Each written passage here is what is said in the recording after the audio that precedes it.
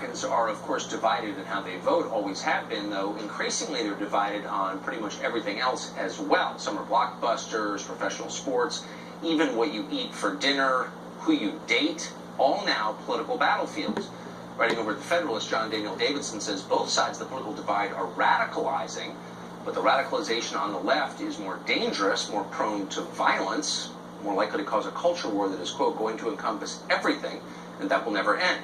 John Daniel Davidson joins us tonight. John, thanks for coming on. So the core of your piece is a response to a new Pew poll on polarization in American life. So give us the quick overview of how deep these divides are.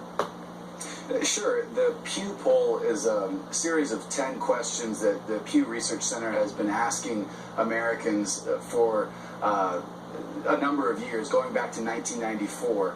And what they found is over time, the medians, the average answers that Republicans and Democrats will agree to, different statements, have moved farther and farther to the extreme. So what used to be a very common middle ground has now moved out to the edges. And the numbers of things that Americans agree on is fewer and fewer, and the gaps between the two groups is widening. And you can kind of see it. It's fascinating to see it over time. You know, from 1994 to 2004, it was more or less the same, and from 2004 to 2017, boy, it's changed a lot. And it really represents the divisions that we see everywhere now in American society. So to sum it up in a kind of blunt way, conservatives seem annoyed by liberals. Liberals seem at total war with conservatives. So you have this amazing quote from Ta-Nehisi Coates, who's a writer, not a very fluent writer, but something of a moral leader now on the left. And he's got a new book out, I think last week, about race. And you quote an interview that he did with Ezra Klein over at Vox, where Klein asked him, how can we get rid of white supremacy? Characterize the answer he gave.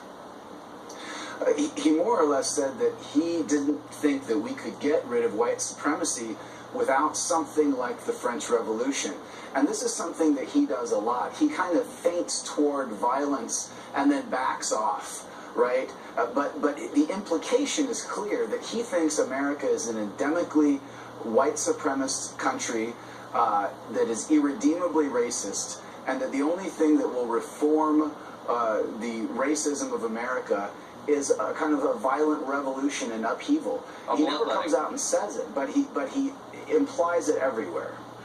For our viewers who don't believe it, it's worth, and his speaking and writing styles are so hard to take that I'm not going to inflict them on our viewers, but it's worth actually reading. But I guess what was so striking about this is a guy who won the MacArthur Genius Award, I think, who's really feted by the intellectual left as a deeply serious person, someone to listen to, someone whose words are indispensable, and he's suggesting that blood may be the only way to atone for America's sins. That seems a different level to me. It is a different level, Tucker, but all of this comes down to a fundamental question. Is the Declaration of Independence true or not? And is America good or bad? And the problem with the left, and the reason that the left's radicalization is more dangerous than radicalization among Republicans, is that the left answers that question, no, the Declaration of Independence is not true. It's a cynical document. No, America's not a good place. It's not a place where we can get along as a big, diverse group of people. It's a zero-sum game of political tribalism. That's the fundamental difference between left and right. And the left increasingly has concluded that they can't share a country with people that disagree with them. Well, those are the mathematics of identity politics right there. Nicely put. Terrifying, too. John, thank you. Thanks, Tucker.